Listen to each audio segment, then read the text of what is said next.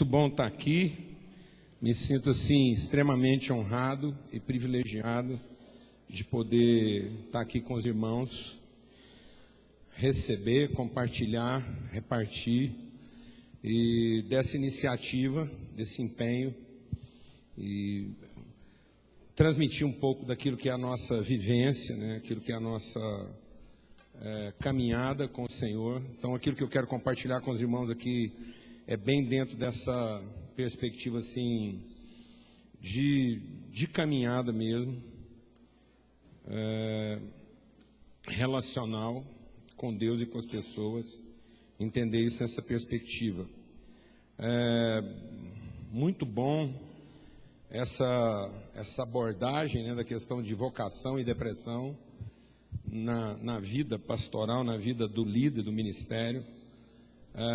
A gente comunga esse propósito aí de uma área, de uma ferramenta, quantas mais tiver nessa área assim terapêutica.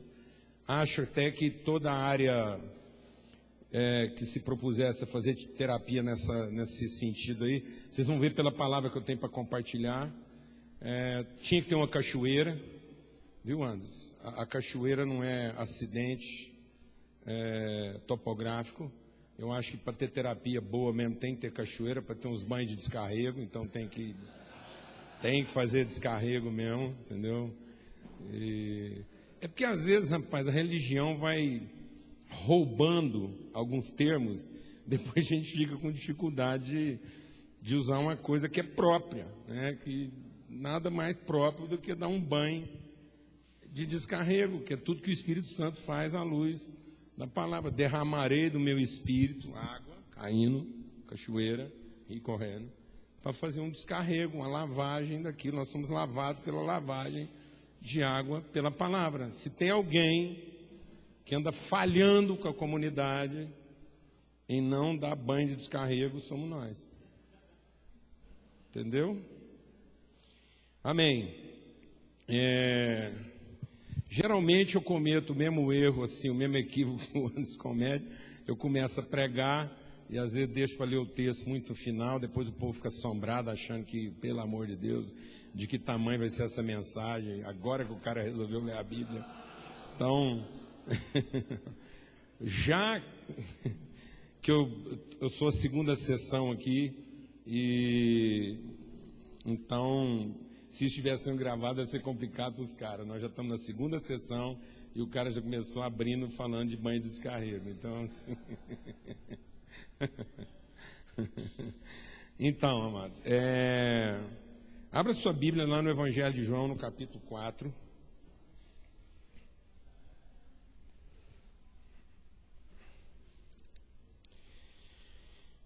A gente vai ler todo o texto. Eu também vou segurar aqui, né? Até depois da palavra que eu escutei aqui, o desejo é contra nós, então às vezes eu tenho o desejo de fazer algumas coisas, às vezes eu vou lendo o texto e já vou compartilhando à medida que eu leio. Tem uma mulher nesse auditório aqui que sofre demais com isso, que é a minha esposa. Então, eu vou segurar e nós vamos ler todo o texto que a gente quer compartilhar, depois a gente volta, tá bom? É um texto longo, também não precisa ficar apavorado com o tamanho do texto. João 4, do versículo 1 até o 42. Quando, pois, o Senhor veio a saber que os fariseus tinham ouvido dizer que ele, Jesus, fazia e batizava mais discípulos do que João, se bem que Jesus mesmo não batizava, e sim os seus discípulos, deixou a Judéia, retirando-se outra vez para a Galiléia. E era-lhe necessário atravessar a província de Samaria. Chegou, pois, a uma cidade samaritana chamada Sicar, perto das terras que Jacó dera a seu filho José. Estava ali a fonte de Jacó. Cansado da viagem, assentara-se Jesus junto à fonte por volta da hora sexta. Nisso, veio uma mulher samaritana tirar água. Disse-lhe Jesus: dá-me de beber, pois seus discípulos tinham ido à cidade para comprar alimentos. Então lhe disse a mulher samaritana: como? sendo tu judeu, pedes de beber a mim, que sou mulher samaritana? Porque os judeus não se dão com os samaritanos. Replicou-lhe Jesus: se conheceras o dom de Deus, e quem é aquele que te pede, dá-me de beber, tu lhe pedirias, e ele te daria água viva. Respondeu-lhe a mulher: Senhor, tu não tens com que atirar, e o poço é fundo. Onde, pois, tens a água viva? És tu, porventura, maior do que Jacó, o nosso pai, que nos deu o poço, da qual ele mesmo bebeu, e bem assim seus filhos e o seu gado? Afirmou-lhe Jesus: quem beber dessa água tornará a ter sede. Aquele, porém, que beber da água que eu lhe der, nunca mais terá sede. Pelo contrário, a água que eu lhe der será nele uma fonte a jorrar para a vida eterna. Disse-lhe a mulher: Senhor, dá-me dessa água para que eu não mais tenha sede, nem precise vir aqui buscá-la. Disse-lhe Jesus: vai, chama teu marido e vem cá. Ao que lhe respondeu a mulher: não tenho marido. Replicou Jesus: bem disseste, não tenho marido, porque 5 maridos você já teve, e esse agora que tens não é teu marido, e isso disseste com verdade. Senhor, disse-lhe a mulher, vejo que tu és profeta. Nossos pais adoravam nesse monte, vós, entretanto, dizeis que em Jerusalém é o lugar onde se deve adorar. Disse-lhe Jesus: mulher, podes crer-me que a hora vem, quando nem nesse monte, nem em Jerusalém adorareis o Pai. Vós adorareis o que não conheceis. Nós adoramos o que conhecemos, porque a salvação vem dos judeus. Mas vem a hora, e já chegou, em que os verdadeiros adoradores adorarão o Pai em espírito e em verdade, porque são estes que o Pai procura para seus adoradores. Deus é espírito, e importa que os seus adoradores o adorem em espírito e em verdade. Eu sei, respondeu a mulher, e há de vir o Messias, chamado Cristo. Quando ele vier, nos anunciará todas as coisas. Disse-lhe Jesus: eu sou, eu que estou falando contigo. Nesse ponto, chegaram os seus discípulos e se admiraram de que ele estivesse falando com uma mulher. Todavia, ninguém lhe disse: que perguntas ou por que falas com ela? Quando a mulher deixou o seu cântaro, foi à cidade e disse àqueles homens: vinde comigo e vede um homem que me disse tudo quanto tenho feito. Será esse, porventura, o Cristo? Saíram, pois, da cidade e vieram ter com ele. Nesse ínterim, os discípulos lhe rogavam, dizendo: mestre, come. Mas ele lhes disse: uma comida tenho para comer e vocês não a conhecem. Diziam então os seus discípulos uns aos outros: ter-lhe-ia porventura alguém trazido o que comer? Disse-lhe Jesus: a minha comida consiste em fazer a vontade daquele que me enviou e realizar a sua obra. Não dizeis vós que ainda há 4 meses até a ceifa? Eu, porém, vos digo: erguei os olhos e vede os campos, pois já branqueiam para a ceifa. O ceifeiro, desde já, recebe a sua recompensa e entesoura o seu fruto para a vida eterna. E dessarte se alegram tanto o semeador como o ceifeiro. Pois no caso é verdadeiro o ditado: um é o que semeia, o outro é o ceifeiro. Eu vos enviei para ceifar o que vocês não semearam, outros trabalharam, e vocês entraram no seu trabalho. Muitos samaritanos daquela cidade creram nele em virtude do testemunho da mulher, que anunciara: ele me disse tudo quanto tenho feito. Vindo, pois, os samaritanos ter com Jesus, pediam-lhe que permanecesse com eles, e ficou ali 2 dias. Muitos outros creram nele por causa da sua palavra, e diziam à mulher: já agora não é pelo que você disse que nós cremos, mas porque nós mesmos temos ouvido e sabemos que esse é verdadeiramente o Salvador do mundo. Amém. Graças a Deus. Eu tenho compartilhado desse texto em vários lugares por onde a gente vai. Até se alguém me perguntar assim, existe uma mensagem que você gostaria de se você tivesse que escolher uma mensagem para você compartilhar pelo resto da sua vida, só uma mensagem, qual a mensagem que você escolheria ou identificaria como única para ficar ministrando o resto da sua vida? Eu diria, bom, é a mensagem que fala a respeito da celebração da mesa, da ceia.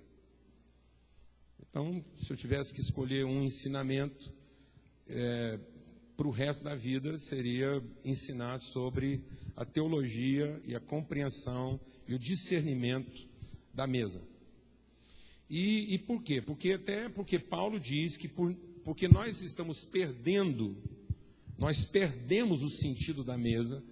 Essa é a causa de praticamente todas as formas de patologias que existem hoje nas relações. Paulo diz assim: na medida em que vocês não discernem a mesa, essa é a causa porque existem fracos, doentes e moribundos. Então Paulo vai falando inclusive de uma enfermidade progressiva. A gente primeiro vai ficando fraco, depois vai ficando meio doente, até a gente ficar como que um zumbi, né? Hoje está muito na moda falar do que lá, daqueles caras lá do... os Walking Dead lá, os caras que é zumbi, né? Que é a ideia de um cara, um andante, mas totalmente desprovido de percepção, de vida e de tudo mais. Ele existe, ele se movimenta, mas ele não tem nenhuma percepção de identidade, natureza e nem propósito. Então, até eu tenho compartilhado com alguns irmãos o seguinte: quando Deus quer produzir libertação, Ele não marca um culto, Ele marca um jantar. Então, quando Deus quis tirar o povo dele do Egito, e os milagres não estavam adiantando, então Ele não marcou um culto, Ele marcou um jantar. E quando Jesus quis se despedir da gente, o último ato dele antes de ser crucificado, Ele não marcou um culto. Você já imaginou, rapaz, se Jesus resolve marcar um culto antes de terminar o ministério dele? Arrumar uns anjos assim de fogo correndo as vilas e com trombeta, pá.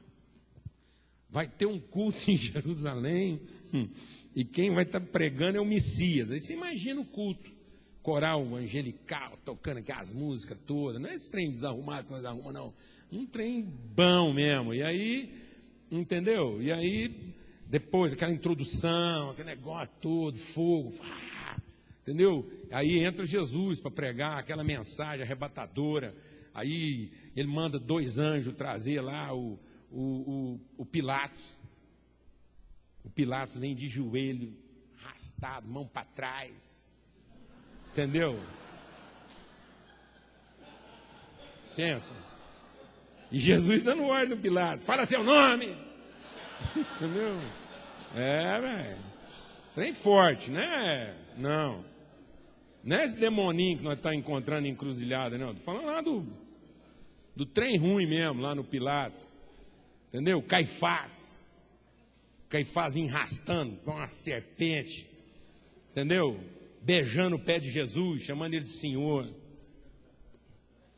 E Jesus fala: é agora. Metendo fogo em tudo, castelo pegando fogo, entendeu? Lança derretendo. Aí dentro ia fazer um apelo, irmão. Punha aquele tanto de anjo enfileirado na frente e falava assim: quem quer ir para o céu agora, põe o dedo aqui. E os anjos, tudo com a mão esticada. Está achando o quê?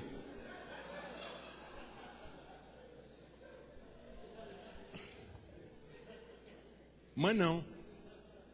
Eu vou falar um negócio. Parece que Deus gosta do caminho mais complicado.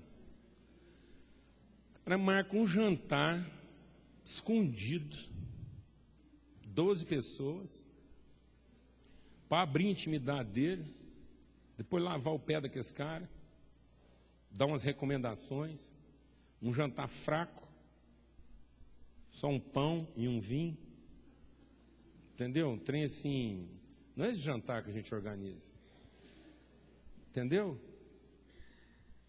E ele ele acreditar piamente que isso ia mudar a humanidade, ia salvar o homem.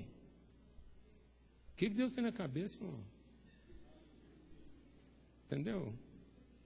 Então, se alguém me perguntar: o que você quer pregar pro resto da vida? Eu quero pregar sobre a ceia. Porque nós estamos ficando doentes aí. Quer ver? Eu vou te fazer uma pergunta e você responde rápido. Quando você dá graça antes da refeição, você agradece a comida ou a comunhão? Está vendo? Até hoje a gente agradece a comida. Isso é coisa de menino. Só menino agradece a comida.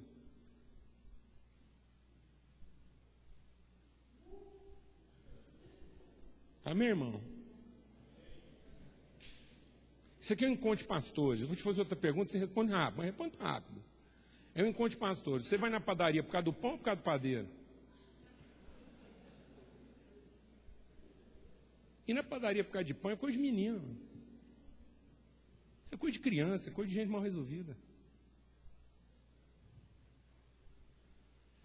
Se você for num restaurante, o garçom te tratar mal, você volta? Por que não? Porque ele não é seu irmão. Porque se fosse seu irmão, você voltava e ainda levava a gente lá para ver se levantava o restaurante.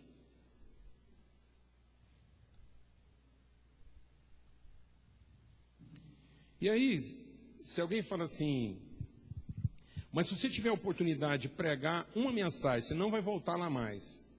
Se você chegar num lugar, você vai compartilhar uma mensagem e pregar sobre alguma coisa, e talvez você não vai voltar lá mais, qual o texto que você escolheria? Eu falaria João 4. João 4. Então, como é a primeira vez assim, nesse ambiente aqui que a gente está compartilhando, eu quero compartilhar um pouco sobre essa questão da mesa, entender isso no processo depressivo da vocação, à luz do que está aqui no Evangelho de João 4, porque essas duas coisas são, na verdade, é tudo uma coisa só que a gente quer compartilhar, porque eu creio que aqui em João 4 Jesus está trazendo a significância da mesa. E o Evangelho de João, na verdade, o nosso entendimento tem sido que o Evangelho de João é exatamente o Evangelho para despertar em nós a consciência do invisível. O Evangelho de João é para formar a consciência daquilo que os outros evangelhos tratam como narrativa, história e factível. Então, os evangelhos registraram aquilo que era o factível, aquilo que era o tangível, aquilo que era o visível, era o histórico. E aí o Evangelho de João vem trazendo a significância disso no seu aspecto subjetivo e invisível. Então, tanto é que o Evangelho de João não se preocupa em definir a genealogia humana de Jesus. Então, ele quer agora, se os outros evangelhos trazem o visível do invisível, o Evangelho de João agora está trazendo o invisível do invisível. Aquilo que naturalmente não seríamos capazes de perceber. Tanto que o Evangelho de João ele não vai se preocupando com o aspecto nem tão cronológico e nem tão histórico, né? E nem tanto natural objetivo, a genealogia, e ele vai ressignificando as coisas. É no Evangelho de João que está o conflito de significado, o que de fato é pai e mãe e filho, né? Lá que está a questão lá da Maria com os irmãos, está aí sua mãe, o que é minha mãe? Define mãe para mim, define irmão para mim. Então Jesus está chamando a gente para ressignificar as coisas da nossa vida a partir de uma percepção espiritual. Então é para a formação da consciência, tanto que ele termina a sua narrativa dizendo o quê? Essas coisas vos escrevo para que creiais que Jesus é o Cristo, o Filho de Deus, e para que crendo tenham vida em seu nome. Então o Evangelho de João já apresenta Jesus, o Cristo, como sendo filho de quem? Filho de Deus. Então ele vem mostrando aquilo que é o aspecto eterno. Se a gente olhar para o Evangelho de João na forma como ele começa, eu diria que o Evangelho de João é o livro de Gênesis do Novo Testamento. Porque todo bom livro de Gênesis tem que começar como? No princípio. Todo livro de Gênesis que se preza tem que começar como? No princípio. Então, ele está trazendo o no princípio que não estava visível no princípio. Então, aquilo que a narrativa histórica disse no princípio, agora ele está dizendo, olha, sabe aquilo no princípio que Deus falou que faria um homem segundo a sua semelhança? Era desse homem que ele estava falando. Então ele está agora trazendo a nós a revelação de que quando Deus falou de homem, artigo singular definido, é de Cristo que ele estava falando, não era de Adão. Então em Adão ele começou a formar o homem, mas é em Cristo que a obra geradora de Deus, de o homem, que é a imagem, está consumada. Glória a Deus, amados. Amém? Então é como se aquilo que no princípio até então era parábola, nós temos uma narrativa parabólica, agora nós temos uma narrativa o quê? Espiritual, a expressão da verdade. Glória a Deus. Então o Evangelho de João vai sempre tratando disso, Tanto que ele vai tratar mais da transformação da natureza. É só no Evangelho de João que nós encontramos de maneira descritiva e completa a obra do Espírito Santo na vida do cristão. Glória a Deus. Em nenhum outro evangelho nós temos essa narrativa. Nós não temos, por exemplo, em nenhum outro evangelho, pasme, nós não temos em nenhum outro evangelho o primeiro milagre de Jesus. Como é que ninguém se preocupou em narrar isso? E é um milagre de transformação objetiva de natureza. É só no Evangelho de João que tem o diálogo, a narrativa do diálogo entre Jesus e Nicodemos. Que Jesus está falando, está significando o que é verdadeira conversão. O que significa salvação? Salvação não é o comportamento pautado na expectativa do céu. Salvação é uma nova natureza gerada a partir da ação do Espírito na natureza humana. Então não há vida com Deus se não for à luz da palavra, segundo a revelação do Espírito Santo. Então o que salva não é o conteúdo acadêmico biblicista. O que salva é essa coisa inseparável entre aquilo que é a palavra e aquilo que é o Espírito de Cristo. De modo que só a letra sem esse Espírito não salva. Pelo contrário, se há alguma coisa que pode pôr a perder mais rapidamente, não há nenhum outro veneno tão letal no planeta Terra quanto a Bíblia, sem o Espírito de Deus. Você está preocupado porque o povo está lendo ao Corão? Você está preocupado porque neguinho está reunindo lá em terreiro de macumba? Você está preocupado por causa de budismo, de outros hinos qualquer? Então eu vou te contar uma coisa, amado. O Alcorão, lido com o espírito correto, leva a um encontro com Deus. A Bíblia, lida com o espírito do anticristo, leva a um encontro com Satanás.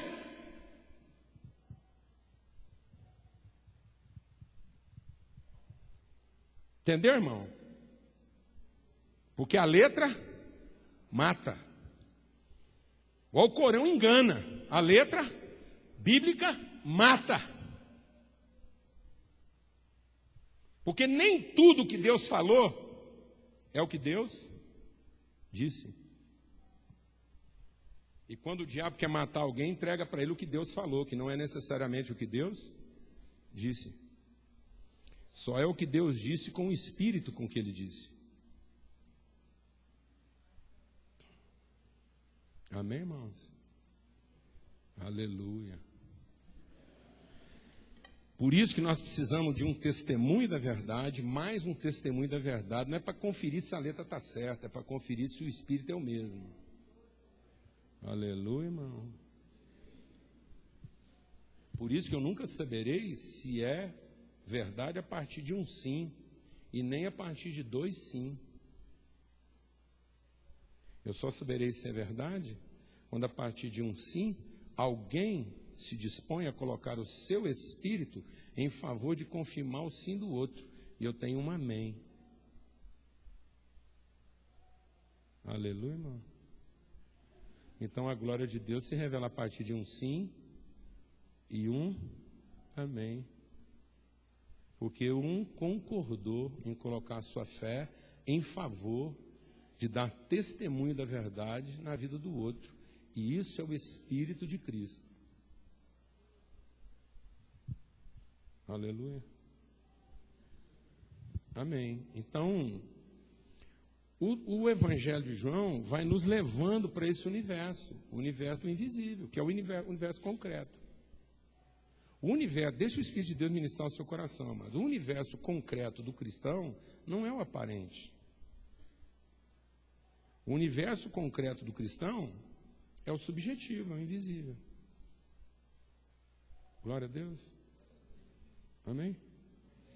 Só que sem perceber, a gente não está deixando o nosso homem interior ser fortalecido. Porque nós estamos buscando empoderamento do nosso homem interior, do nosso homem exterior. Então, enquanto nós estamos buscando poder para o homem exterior, nós não estamos sendo transformados na consciência no sentido de trazer autoridade para o homem interior. Deixa o Espírito de Deus ministrar algo ao seu coração aqui como pastores e líderes. Eu não sou muito bom nessas coisas não, mas assim, eu sei que existe uma hierarquia angelical, que o chão de fábrica são os anjos, é bem chão de fábrica mesmo. Aí depois tem tipo lá uma gerência de departamento, que são os arcanjos. Depois tem lá a diretoria executiva, lá que... Aí eu nunca sei direito se é querubim ou se é serafim, não sei quem manda em quem, sei que eles vivem se estapeando lá. Aí, então, tem essa coisa lá, que é o mais perto de Deus que a pessoa pode chegar, de Deus. É o querubim com o serafim lá, depois tem uma coisa para manter os departamentos funcionando, que são os arcanjos, e o chão de fábrica lá, que são os anjos. A Bíblia diz, amado, que quando Jesus veio ao mundo, em termos de poder objetivo, presta atenção no que eu vou te falar aqui. Quando Jesus veio ao mundo, em termos de poder objetivo, ou seja, de capacidade objetiva, ele tinha menos poder do que os anjos. Isso significa que, em termos de poder, Jesus tinha menos poder do que os demônios mais reba que ele expulsava.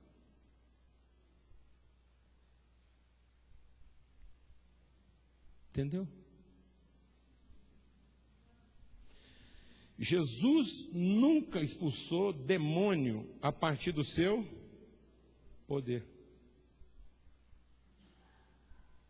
Porque ele não teria poder para expulsar nem um demônio chão de fábrica. Porque está escrito em Hebreus que ele foi feito um pouco menor do que os anjos. Então Jesus nunca trabalhou em cima do seu poder, ele trabalhou em cima da sua autoridade. Então ele trabalha a partir da sua consciência subjetiva e invisível de filho. É a consciência de quem ele é e o propósito que ele cumpre. Então, a sua percepção de identidade, natureza e propósito é tão concreta que ele tem autoridade sobre toda forma de poder. Então, nenhum poder maior que possa ser identificado entre os poderes dados por Deus, seria capaz de prevalecer sobre a sua autoridade. Então Jesus precisava de nenhum poder para fazer aquilo que só quem tem autoridade foi chamado a fazer. Glória a Deus. Agora, de onde vem essa autoridade? Da sua consciência absoluta do seu invisível e do invisível, de quem ele é como filho de Deus, que é o que o Evangelho de João está ocupado em transmitir. O que é a nossa identidade, o que é a nossa vocação e o que de fato é a vontade de Deus para a nossa vida. Então, o apóstolo Paulo, de novo, vai falar sobre isso, que nós tínhamos que estar focados em conhecer a vontade. Jesus não nos ensinou a orar pedindo poder. Jesus nos ensinou a orar o conhecimento da vontade. Então a igreja no mundo não é uma experiência de poder. A igreja no mundo é uma consciência de vontade. Glória a Deus, amados. Aleluia. Então nós não vamos transformar o mundo com poder, mas com manifestação da vontade. Agora, quanto a gente ainda vem nas nossas reuniões buscando uma experiência de quê? Poder. Então nós não tínhamos que estar gastando o nosso tempo buscando mais experiência de poder. Nós tínhamos que gastar mais o nosso tempo buscando conhecer a vontade. Porque Deus não criou todas as coisas a partir do seu poder. Glória a Deus, amado. Aleluia. Deus não criou todas as coisas a partir do seu poder. Deus criou todas as coisas a partir da sua vontade. E é isso que Cristo vem revelar. Cristo não vem revelar quanto de poder ainda não estava revelado. Cristo vem revelar quanto da vontade ainda não estava conhecida. Por isso, Jesus não vem nos revelar a divindade. Jesus vem nos revelar a identidade invisível da visibilidade divina. Então, o Deus visível, nós não precisamos de Jesus. Então Jesus não vem para uma nova experiência com o divino visível. Jesus vem agora para uma consciência do invisível divino. E qual que é o invisível divino? O Pai. Aleluia. Então tudo foi criado, tudo foi gerado a partir de uma vontade paterna e não de um poder divino. Nós não precisávamos do advento Cristo para saber que Deus já era Deus. Amém, amados? Nós precisávamos do advento Cristo para saber aquilo que ninguém sabia e não poderia saber, que Deus é Pai. Por isso, Jesus não é caminho para Deus. Jesus disse assim: eu sou o caminho, a verdade e a vida. Nosso problema é que, estou falando agora como engenheiro, nosso problema é que como a gente pensa caminho, nosso problema qual é? A nossa ideia de caminho, a nossa ideia de jornada, implica uma relação tempo e espaço. Então, geralmente, a gente está pensando que caminho é uma caminhada no sentido de encurtar a distância no tempo. Então, na medida que o tempo avança, a distância fica mais curta. Quem está entendendo o que eu estou falando aqui? Então, isso para nós é que é caminho. Sendo que o que Jesus vem revelar é que o caminho não é o caminho, tempo e espaço, de deslocamento do visível. Caminho é o desenvolvimento da consciência a partir da trajetória do invisível. Glória a Deus, amada. Então é o caminho do fortalecimento da nossa consciência e não do deslocamento na nossa experiência. Então não adianta eu estar deslocando em novas experiências se isso não está transformando a minha consciência.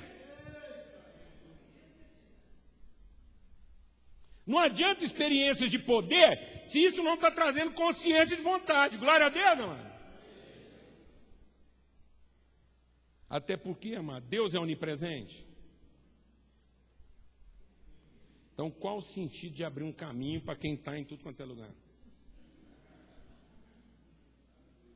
Entendeu? Então, eu vou te falar para você, é no mínimo estúpido pensar que existe um caminho para quem? Para Deus. Porque Jesus não é o caminho para Deus. Cristo é o caminho para o Pai.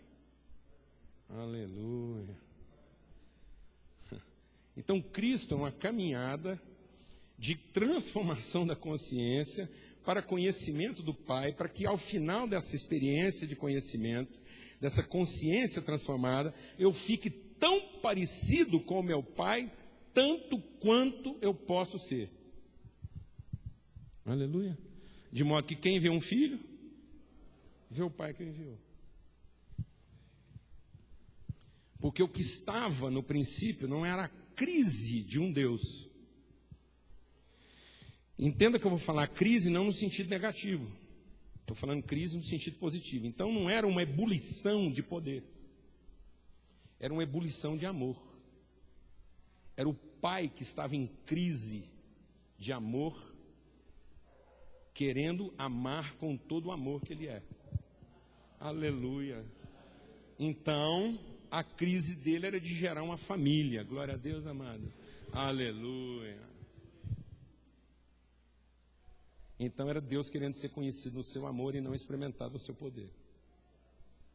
Por isso que toda vez que você chega em qualquer lugar onde a gente chegar, qualquer lugar onde a gente chegar, pode ser lá no povo mais primitivo,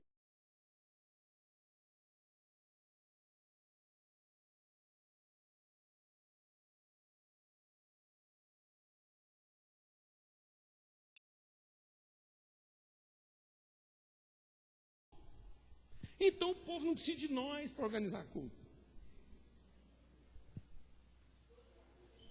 Entendeu, amado? Tem culto.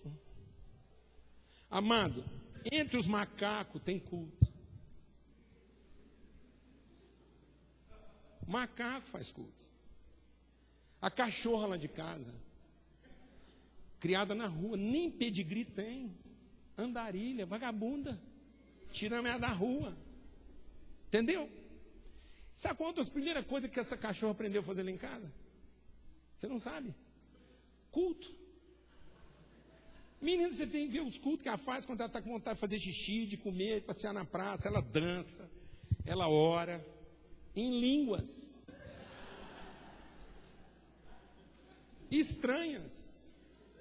Entendeu? Mas a gente entende o que ela está pedindo com os olhos. Junta as mãozinhas, reza. Entendeu, irmão? Entendeu? Mas aí a gente lê a letra com outro espírito. A gente lê assim: sem fé é impossível agradar a Deus. Porque é necessário que aquele que se aproxima de Deus saiba quem Ele é e que é abençoador daqueles que o buscam. Então nós achamos que o elemento condicionante para que eu chegue perto o suficiente de Deus, tempo e espaço. Há uma distância possível e aceitável por Ele. Então Deus só vai deixando eu chegar perto se Ele for percebendo a minha fé no culto. Então, se eu tiver fé no culto, Deus vai deixando eu chegar perto. Vai deixando eu chegar perto. Até a distância possível dele me abençoar, irmão. Porque não tem outro sentido o nosso culto se não chegar perto o suficiente de um Deus nervoso, a ponto dele, convertido no final do culto, nos abençoar.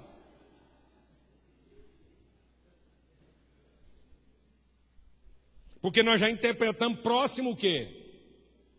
Tempo, distância. Em vez de pensar próximo o quê? Semelhança.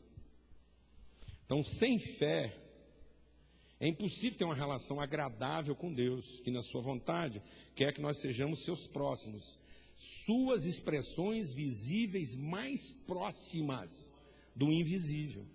Então, sem essa fé de que Ele é o abençoador, eu não crerei a respeito de mim o ser abençoador, porque eu terei de mim a expectativa de ser o abençoado. Então, a única coisa que pode me tornar alguém próximo de quem Deus é a fé de ser abençoador. Glória a Deus, irmão. Aleluia, irmão. Amém?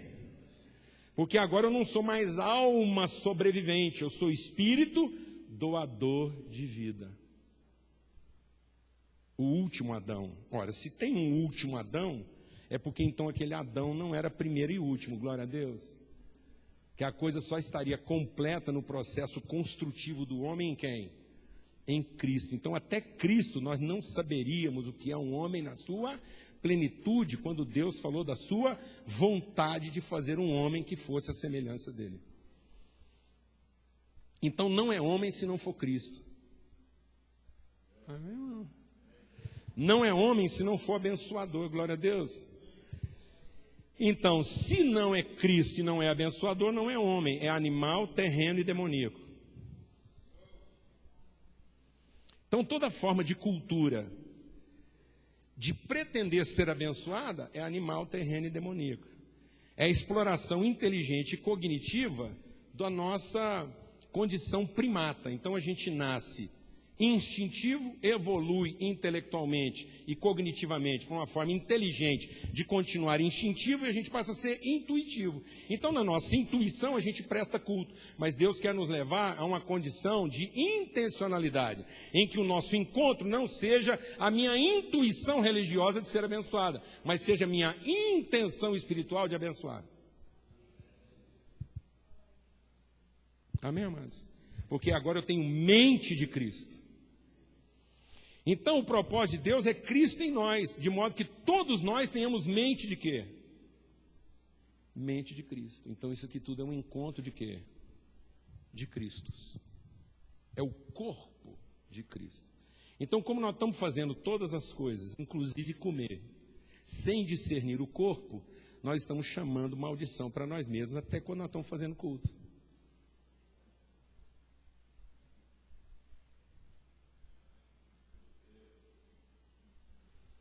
Porque não estamos fazendo na intencionalidade de revelar uma natureza abençoadora, mas estamos fazendo na expectativa de, no final do culto, sermos abençoados com uma experiência de poder e não com uma consciência de vontade.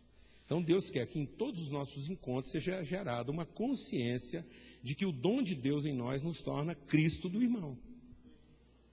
Glória a Deus, amado. Aleluia.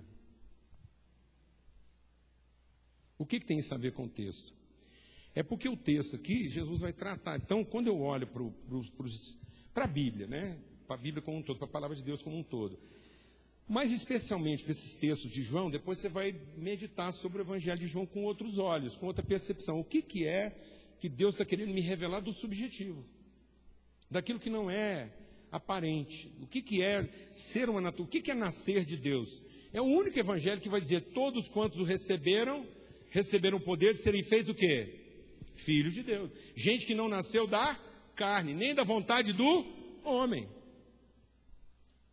mas nasceu desse Espírito. É só sobre isso que ele está falando. Amém, amados? Tanto que nos outros evangelhos eu tenho a grande comissão. Mateus, Marcos e Lucas, eu tenho a grande... Qual é a grande comissão nos outros evangelhos? Fala para mim, qual é a grande comissão? Qual é? Ide por todo mundo, pregar evangelho. Ide, fazei discípulos, curar enfermos. Onde está a grande comissão no Evangelho de João?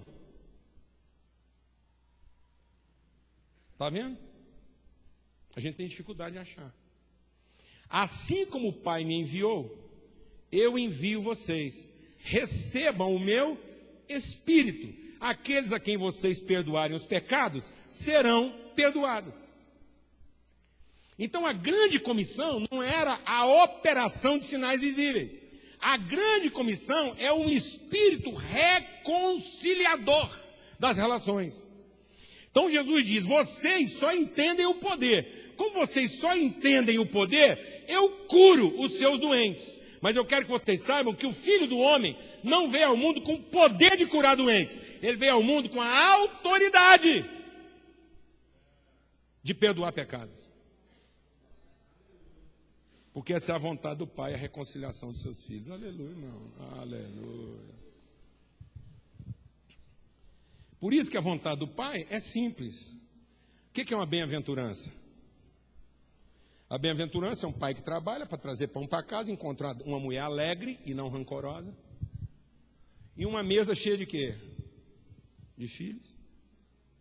Então, no fim, Deus fez esse negócio todo para no fim ter o quê? Fala para mim, amado. Deus fez a trabalheira toda para no fim ter o quê? Um jantar. Aleluia, irmão. Glória a Deus. E um jantar onde ele trabalhou pela comida. Aleluia, irmão. Para os filhos só se preocupar com o encontro. Glória a Deus, irmão. Aleluia. Mas como nós estamos preocupados com o divino, a gente vem aqui buscar poder para comprar o jantar. Em vez de vir aqui celebrar um encontro. Aleluia.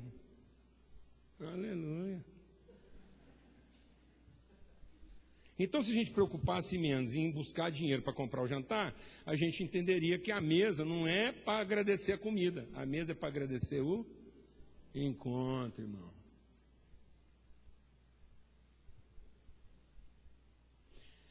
Então, por que Deus permitiu problema na nossa vida? Por que Deus nos fez pessoas com necessidade? E por que Deus, sendo Deus, criou para ele uma necessidade que ele não tinha? Glória a Deus, amado. Não fica com medo de falar isso. Não, ninguém vai para o inferno, porque às vezes você fica pensando em heresia. Não, amado, é o seguinte: Deus até se dispôs a criar o homem, ele não tinha uma necessidade. Agora que ele criou o homem, agora ele passou a ter uma necessidade que ele não tinha. Está vendo? Necessidade não é pecado. Amém? Necessidade, um negócio está errado. O pecado fez com que a gente tivesse vergonha da necessidade. Quando eu passei a ter vergonha da necessidade e não compreensão lúcida e consciente do valor da necessidade, então, a partir do momento que eu perdi a proximidade de Deus, então o homem perdeu a proximidade. Não é que ele ficou longe, ele deixou de ser alguém próximo do pensamento de Deus. Na medida em que eu deixei de ser próximo da forma como Deus pensa, a necessidade para mim passou a ser vergonhosa. Então eu passei a fazer tudo para cobrir a vergonha da minha necessidade, porque eu passei a tratá-la como carência. Então nós nos tornamos seres carentes, sendo que nós deveríamos celebrar o privilégio de sermos seres o quê? com necessidades. Por que Deus fez a fome? Deus só fez a fome depois de ter providenciado o alimento. Então, deixa Deus ministrar o seu coração. Deus não fez o alimento para a fome. Então, o alimento não é a forma como Deus está resolvendo a nossa fome. Deus fez a fome para o alimento, porque Ele fez o alimento antes e a fome depois. Sabe para quê? Para a gente encontrar todos debaixo da mesma mangueira. Aleluia. Glória a Deus, amada.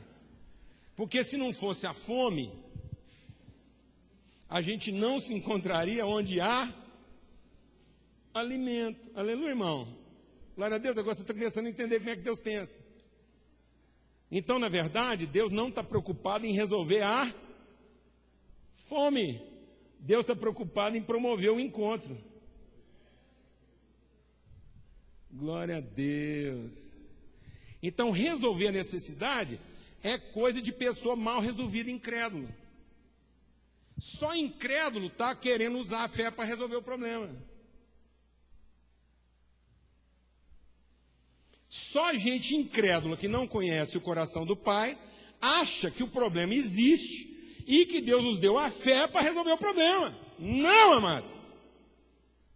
Porque a fé não é o conhecimento do poder de Deus, não é reconhecer Deus no seu poder. Fé é conhecer Deus na sua vontade. E a vontade de Deus é que seus filhos se encontram. Então a fé é para que a gente não se desespere no problema e veja no problema a oportunidade do encontro.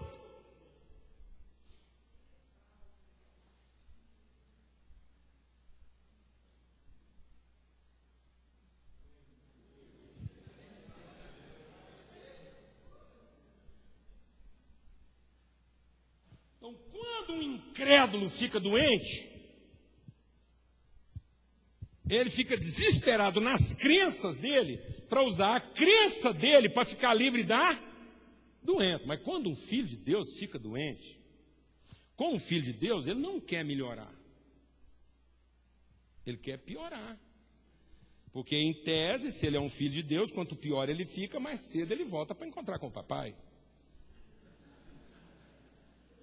Então, todo filho de Deus aqui, quando fica doente, nunca pede a cura. Então, se eu chegasse para todos os filhos de Deus aqui e falasse assim: ó, irmão, eu queria te falar que o diagnóstico que deu, que você só tem uma semana de vida. Aí você ia falar assim: isso tudo? Não dava para ser pior um pouquinho, ser só 24 horas, só o tempo de eu ligar para meia dúzia e pá, voltar para casa? Porque Deus é um pai que a gente diz que ama, mas que não quer encontrar.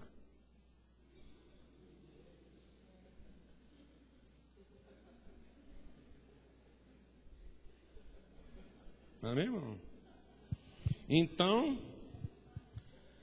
por que crente fica doente? Por que crente fica doente? Por que crente passa perrengue, dificuldade? Por quê? Por que filhos de Deus ficam doentes? Porque, irmão, para encontrar, ué. Encontrar aqueles que naturalmente a gente não quer encontrar. Jesus já até avisou, falou: fiquei doente, vocês não foram me ver. Então Jesus está entre quem? Os doentes ou os sadios?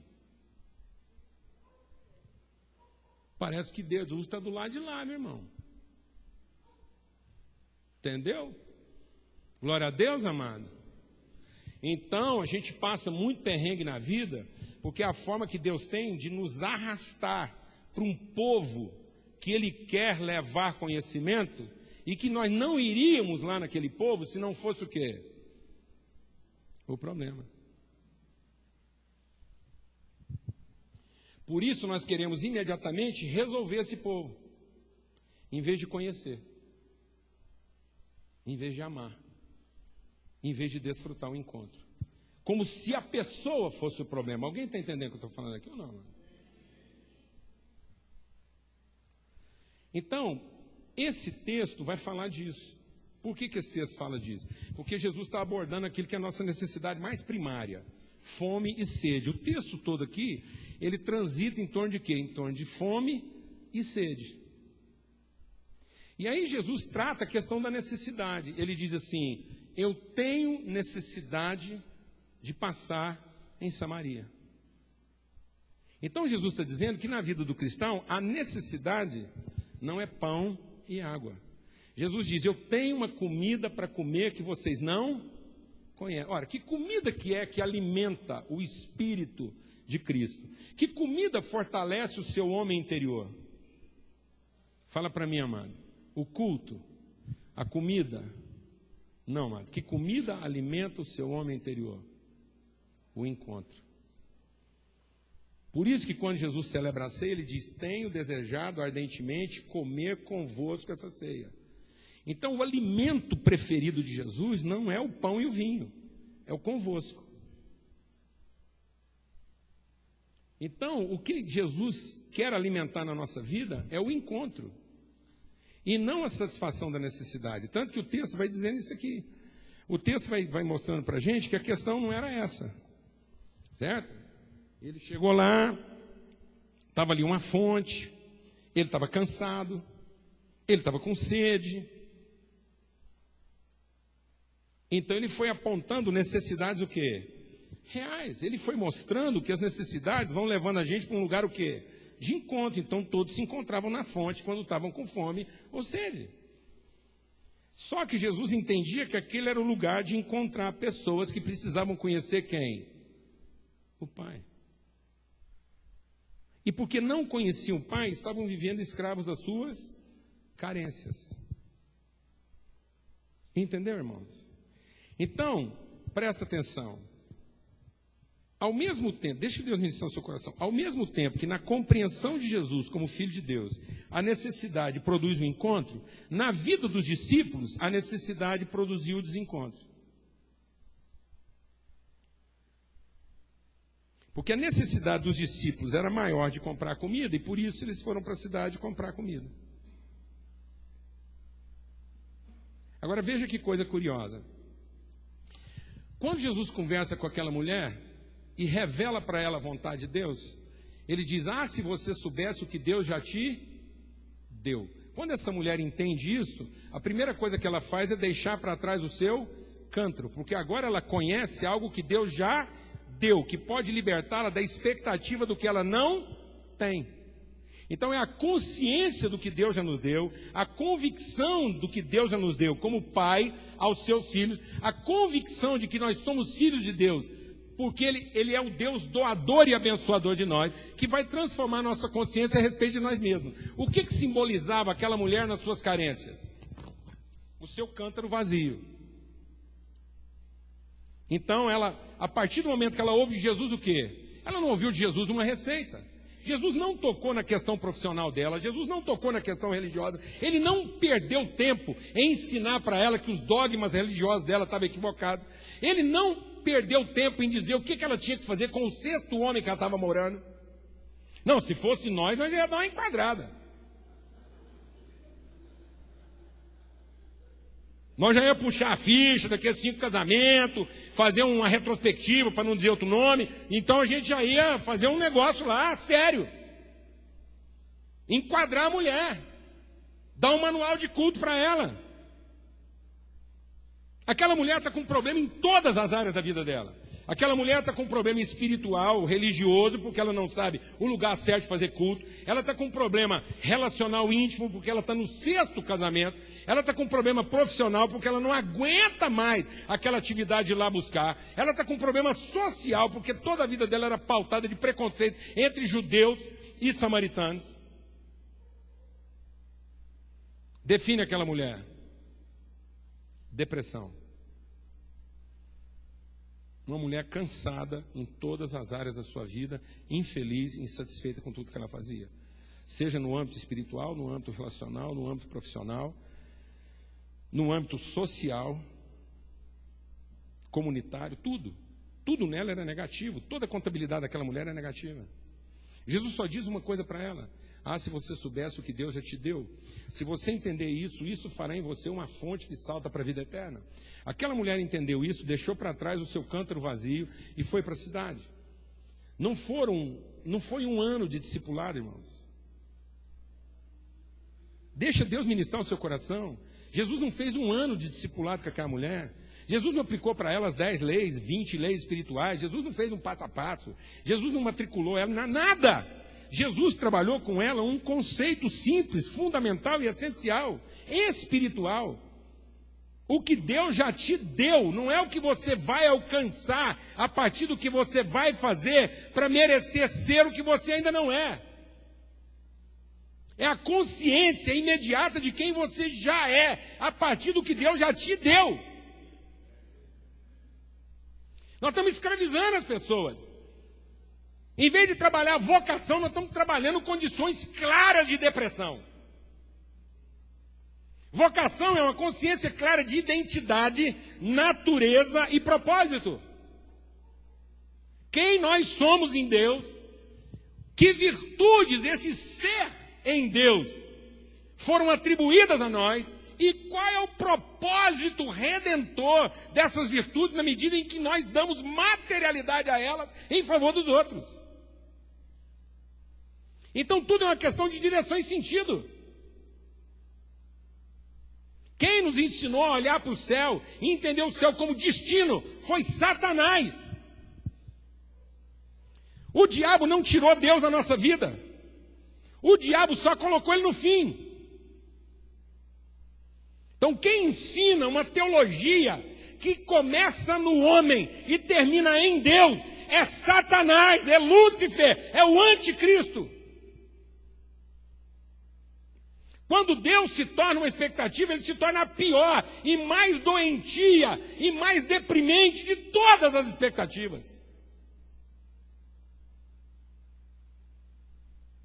Não é a busca insana da divindade com o seu poder, é o conhecimento saudável da paternidade. Se Deus não está no princípio, ele nunca estará no fim.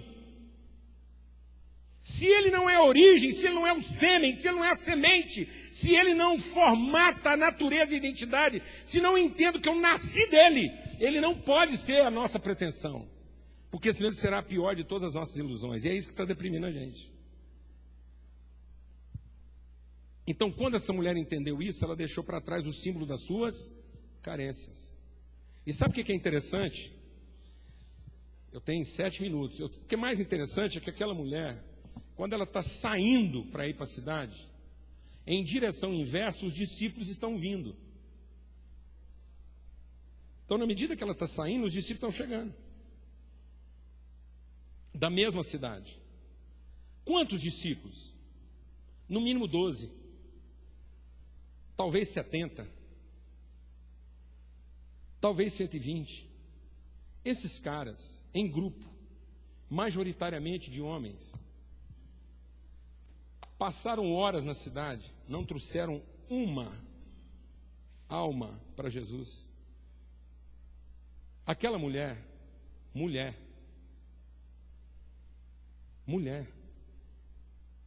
talvez 1 hora de conversa com Jesus, sem nenhum treinamento, sem nenhuma técnica, sem nenhuma metodologia, na sua própria terra. O próprio Jesus diz que é muito complicado ser profeta na sua própria terra. Mulher, então, naquela época nem se fala. Eu, quando eu fui fazer esse seminário, aprendi que uma das condições mais elementares de uma boa mensagem é um bom tema, você definir um tema que seja atrativo. Você pensa, rapaz, aquela mulher estava no 6º casamento. Sabe qual foi o tema da mensagem dela? Encontrei um homem.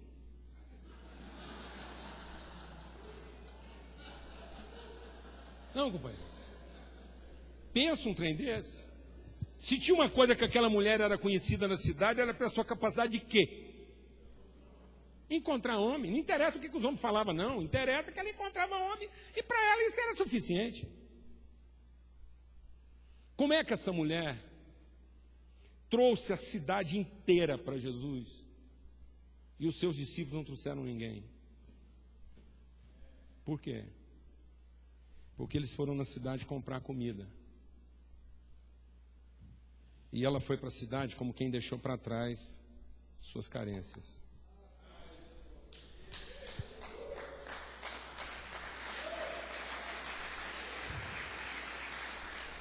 Entendeu, irmãos? não é o que nós falamos, é o Espírito com que falamos.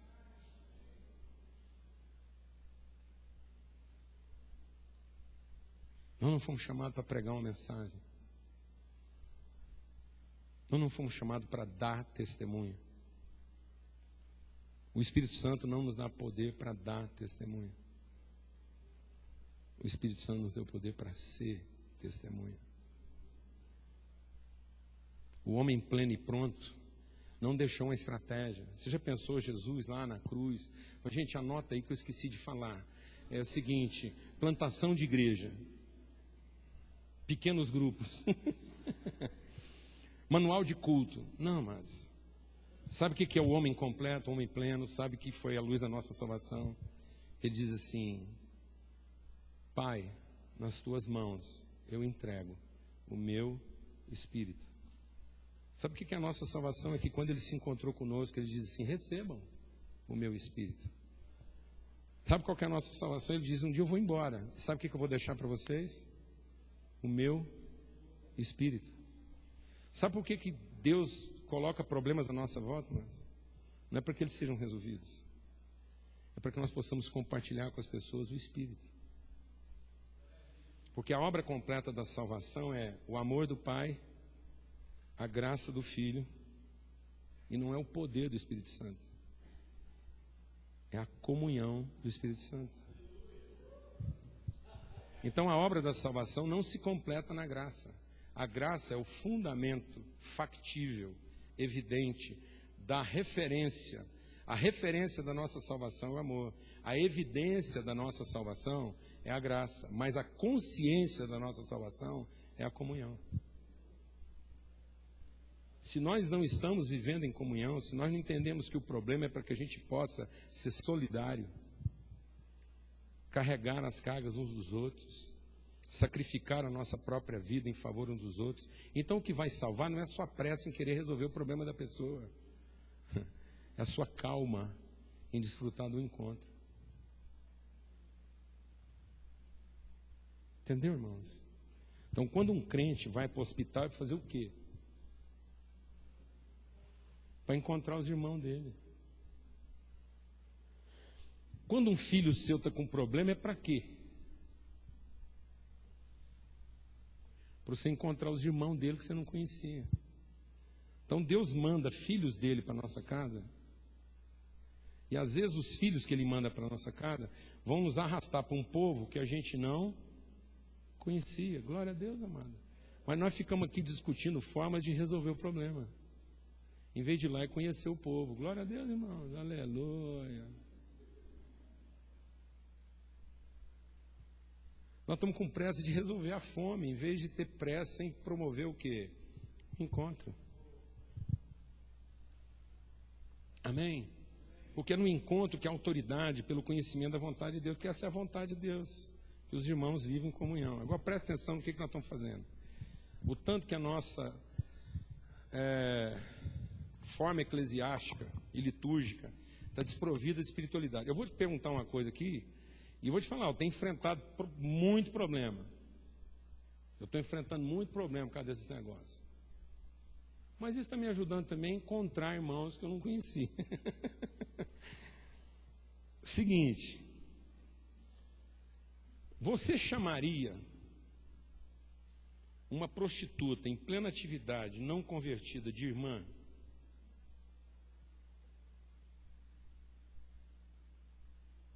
Chamaria ou não? Seja honesto. Não. Sabe o que nós estamos fazendo? Nós estamos criando para ela condições para ela mudar de vida, porque se ela mudar de vida, nós a aceitamos como irmã.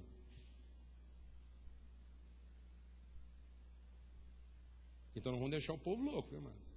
Porque nós estamos pregando graça e praticando o quê? Obras meritórias. Então, vou explicar. O evangelho não é para você pregar para uma prostituta, para que se ela deixar de ser prostituta, ela seja aceita como nossa irmã. O evangelho é para você revelar o amor do Pai para uma irmã, para que ela, sabendo que é irmã, deixe de ser prostituta.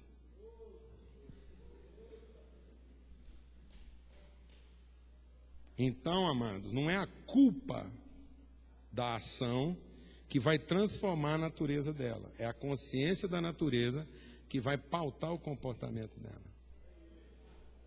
Amém? Então, sabe por que nós não estamos amando as pessoas até as últimas consequências? Porque eles não são nossos irmãos. É o seguinte, não adianta. Você sabe por que você vai na padaria? Por causa do pão e não por causa do padeiro? Porque ele não é seu irmão. Porque se fosse seu irmão, você iria.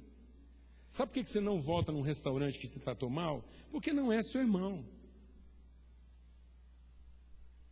Sabe por que nós estamos pregando para uma prostituta e se ela não se converter, a gente lava as mãos? Porque ela não é nossa irmã. Põe uma irmã sua lá na prostituição. Põe um padeiro ruim lá, põe um irmão seu para ser o padeiro ruim. Põe um irmão seu para ser o garçom nervoso. Aí nós vamos fazer o quê, irmãos? Então, por que Jesus tinha necessidade de passar em Samaria? Fala, irmão. Para encontrar a irmã dele. E para fazer aquela mulher se aproximar de Deus na velocidade da luz. Glória a Deus, amado. Ele fez aquela mulher se encontrar com o Pai na velocidade da luz. Porque ele falou assim, o povo acha que tem lugar para adorar, o povo acha que tem forma certa de adorar, mas virá o tempo que conhecer a Deus significa adorá-lo em espírito e em verdade. Não é a qualidade semântica e acadêmica das nossas pregações, é o espírito com que nós estamos entregando essas mensagens. É isso que é a luz do mundo. E o que isso tem a ver com depressão? Eu quero concluir aqui agora. Agora vou falar como engenheiro. Por que existe uma depressão? Porque existe um gradiente negativo de pressão. Ou seja, eu estou sofrendo uma pressão externa que é muito maior do que a pressão interna. Então, se eu tenho uma pressão que é maior, então eu vou ter uma condição depressiva. Então, por que o cara está deprimido? Porque a pressão externa na vida dele é muito maior do que a pressão interna. E aí, o que a natureza, o homem, na sua ciência, está querendo fazer? Ou ele tenta diminuir a pressão externa, fala, não, vamos poupar o cara, dá um tempo para ele, dá uma semana para ele descansar, porque a gente acha que com isso vai diminuir a pressão o quê? Externa. Mas isso é uma coisa que a gente não consegue. Ninguém tem controle sobre a pressão externa, porque às vezes a hora que você acha que você está aliviando, o cara vai lá e aí aumenta a culpa, aí que ele fica mais e tal. Ou então você dá o quê? Você dá uma analgesia, você dá um anestésico para o cara. Você dá uma anestesia para ele. Então você faz com que a mente dele não trabalhe ou encontre um elemento não natural, artificial de enfrentamento. Uma condição pilhada, uma energia física artificial para ele encontrar condições de enfrentar aquela pressão externa, ou então a forma dele ficar meio zen e não tomar ciência do que está pressionando ele. Alguém aqui sabe o que eu estou falando ou não? Mas não é assim que Jesus tratava. Jesus tratou a depressão aumentando a pressão interna. Entendeu, irmão? Então, na medida em que ele aumenta a pressão interna, na medida em que ele traz uma convicção clara de natureza e propósito, agora eu tenho uma pressão interna maior do que qualquer pressão externa. Então, na verdade, Jesus, para tratar nossa crise depressiva, ele vai produzir uma crise de pressão. Então, se eu amar as pessoas mais do que eu amo a mim mesmo, mais do que eu me vitimizo pela condição em que eu estou, a ponto disso roubar toda a minha percepção de vida, e eu começar a fluir na direção dos outros, isso vai produzir uma pressão inversa. Então Jesus disse para aquela mulher, o dia que você entender o que Deus já te deu, do seu interior vai fluir, vai haver uma pressão de vida tão grande, que você não vai ter tempo de pensar em você.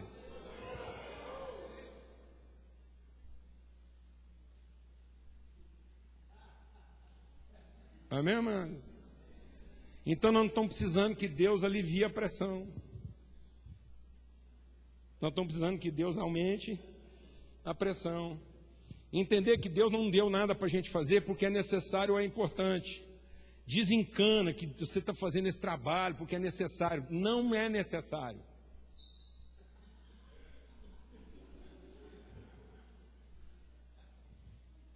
Deus não precisava de nós para levar ninguém para o céu. Haja visto que Jesus podia ter terminado tudo com um culto. Entendeu? Pensa um menino de 33 anos arrombando lá. Imagina, Jesus lançando um laço espiritual. Aí ele vem puxando aquele laço de fogo. Na ponta daquele laço de fogo vem uma carroça com o Lúcifer dentro. E uns 3 demonhão gemendo, pegando fogo e gritando: ele é o cara, ninguém pode. Entendeu, irmão? Pronto, está todo mundo convertido. Isso não é a questão. Para resolver com poder, isso já estava resolvido. Então isso não é necessário. Segundo, não é importante. Porque quem faz as coisas por necessidade ou por grau de importância, faz por interesse. Quem faz por interesse não faz por amor. Isso tudo é essencial. Então a gente faz essas coisas não é porque é necessário e nem porque é importante. Porque as importâncias mudam. Aquilo que é importante hoje pode deixar de ser amanhã. E eles não vão parar de fazer? O que é necessário hoje pode não ser necessário amanhã. Vamos fazer o quê? Parar de fazer? Parar de ser? Não. Então isso tudo que Deus programou para nós aqui é para a gente descobrir o que é essencial. Para a gente começar a entender de que substância nós somos feitos. Então a gente não faz isso nem por necessidade, nem porque é importante. A gente faz isso porque a gente não sabe ser diferente. É a forma que a gente tem de amar as pessoas e entregar para elas tudo que nós temos e tudo que nós somos. Glória a Deus. Então quando alguém quer me irritar, produzir em mim uma crise, ele não vai conseguir. Porque o esforço dele de me irritar vai encontrar em mim uma crise muito maior do que aquele que quer me provocar.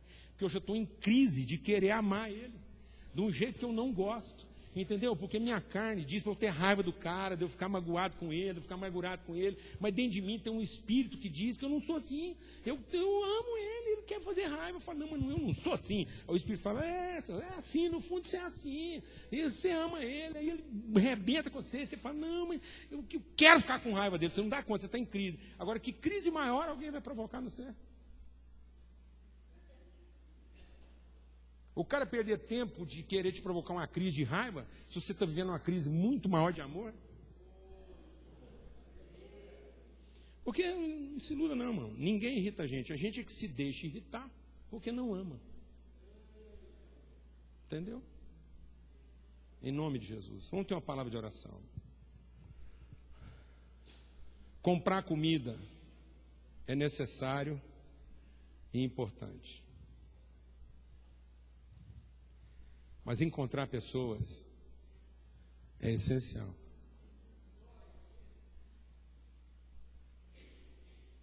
Às vezes Deus deixa um de nós doente. Um de nós aqui fica doente para ir para o hospital e encontrar os irmãos. Aí a gente já logo faz uma reunião para tirar o cara de lá, atrapalhando a missão dele. Entendeu? Eu quero te falar uma coisa, irmão. Alguém aqui sabe por que Jesus morreu na cruz e salvou a gente? Alguém sabe, não? Vou explicar. É porque ele não era crente. Porque se Jesus fosse crente, filho de crente, no dia que puseram a mão nele, que ele foi preso, nós íamos montar uma campanha de oração, um jejum, um clamor, com as internet que nós temos hoje, E depois esse mundão inteiro orando, falando assim, gente, como é que pode? Menino só 33 anos, nunca fez mal para ninguém, bom para o pai, ajudou o pai na oficina, filho do carpinteiro, a mãe dele amava esse menino, ele era letrado, sabia de tudo, todo mundo gostava dele. É uma injustiça esse menino estar preso, vamos agarrar aqui e tirar ele da cadeia. E o que você acha que ia acontecer? O Deus dos crentes ia tirar. Entendeu, irmão? Mas o pai dele não quis isso. Eu estava num posto de gasolina, eu tenho que te contar essa. Rapaz, teve um cara num posto de gasolina que resolveu assim uma problemática para mim. Estava num posto de gasolina em Campo Mourão, norte do Paraná. Cidade petitinha.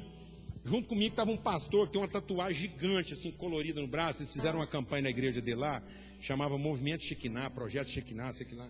Aí eles fez uma tatuagem. Aí a gente tá lá no posto, vê um menino magrinho, que esse cara acelerado, você via que ele já foi meio bagunçado, assim. Ele devia ter mais ou menos uns 26 anos. Aí ele tinha uns 26 anos, ele chegou perto e o pastor, o Tiago, estava com o braço assim no carro, assim, e eu do lado. Aí ele chegou assim, foi, que tatuagem é essa aí? Aí o Tiago falou assim para ele, não, é um projeto da igreja que a gente tinha, eu mandei tatuar. Ah, você é de igreja? Você é crente? Aí o Tiago falou assim, também sou pastor. Rapaz, é pastor? Falei, nós dois aqui somos pastores. Aí ele virou para nós dois e falou assim, então fala para mim aí, vocês dois, quem foi que traiu Jesus? Aí a gente olhou um para o outro, entendeu a pergunta dele, e falamos assim para ele, todo mundo. Ele falou, bom, vocês responderam direitinho, porque geralmente o povo aí tudo fala que foi só Judas. Foi não, foi todo mundo, até a mãe dele. Eu falei, opa, agora vai vir uma teologia nova aí. Aí nós falamos assim, até a mãe dele, foi até a mãe de Jesus pulou para trás. Porque eu vou contar uma coisa para vocês dois, eu já tive muito problema nessa vida. Eu era drogado, bandido, eu sumia para os matos, ficava perdido. Minha mãe não conformava. Ela ia lá, me achava, me arrastava, até me levar para casa, cuidar de mim. E hoje eu sou um cara convertido. Vou te falar um negócio, Jesus só morreu daquele jeito porque não era minha mãe. Porque se fosse minha mãe...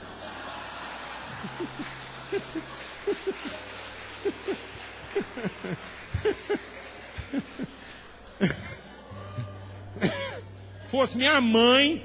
Ele falou assim, se fosse minha mãe, naquele tempo não tinha revólver não, mas ela arrumava um revólver e dava um jeito.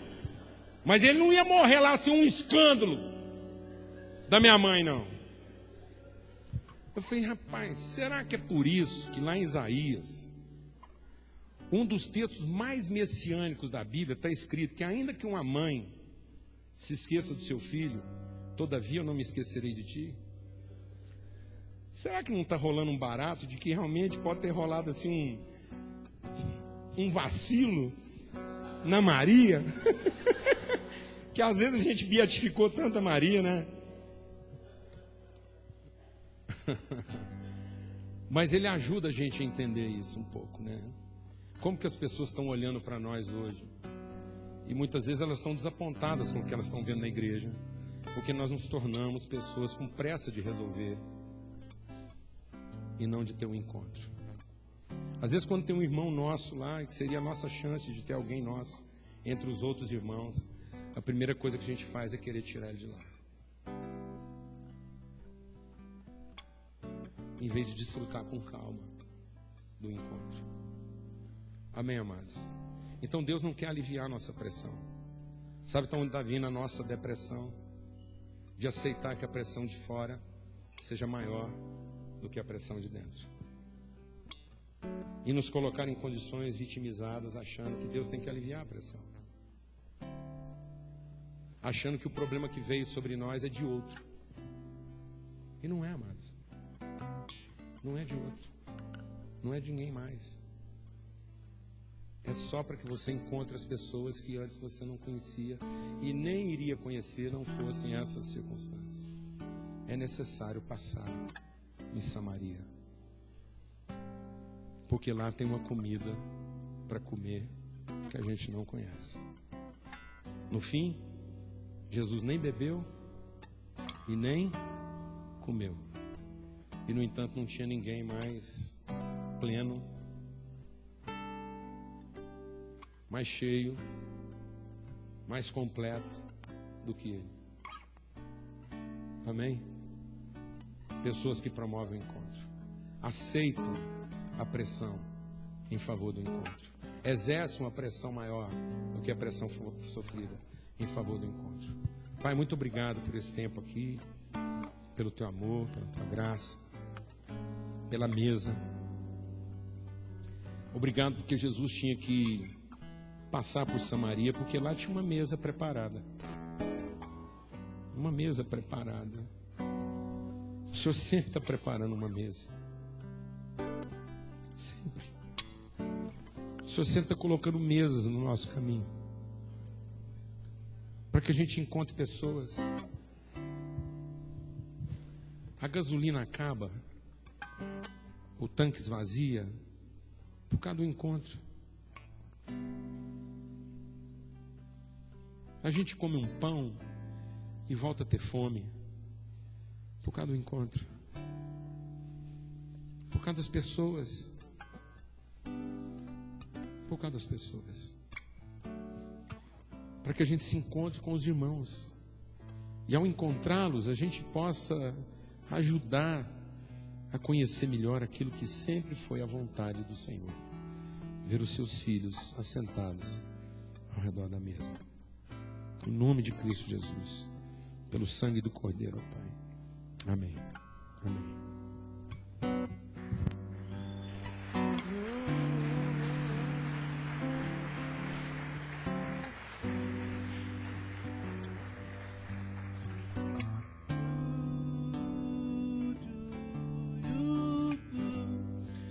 Vamos deixar o que é ruim no passado.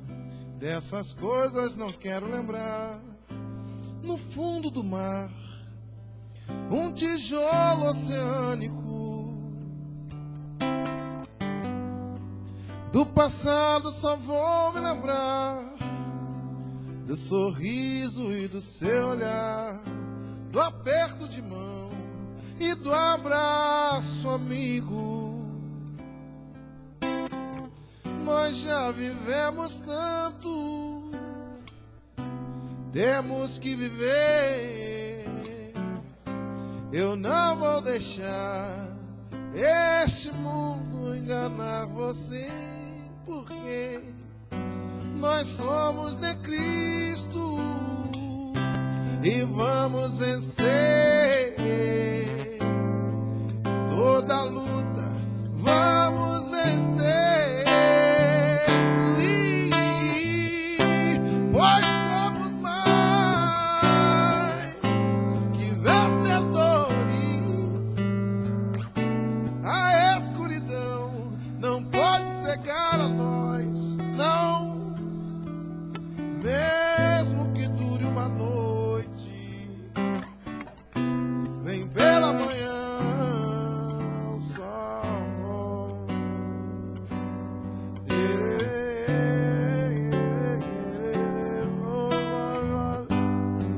Vamos deixar o que é ruim no passado. Dessas coisas não vou me lembrar. No fundo do mar, um tijolo oceânico. E do passado só vou me lembrar do sorriso e do seu olhar, do aperto de mão e do abraço amigo. Nós já vivemos tanto, temos que viver. Eu não vou deixar esse mundo enganar você, pois nós somos de Cristo e vamos vencer essa luta. Nós vamos vencer.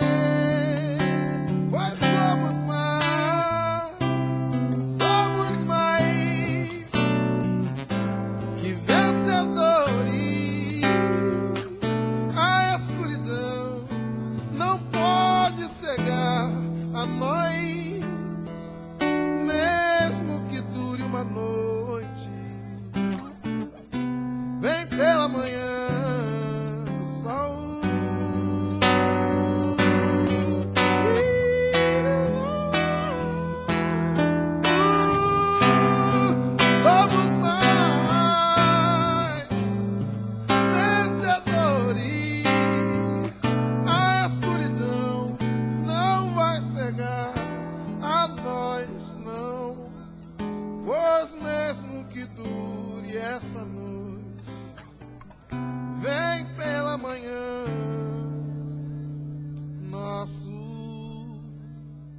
Só. Aleluia.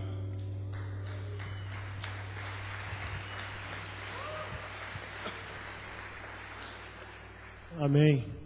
Beijão. Boa noite, bons sonhos. E a gente se vê amanhã às 9h30.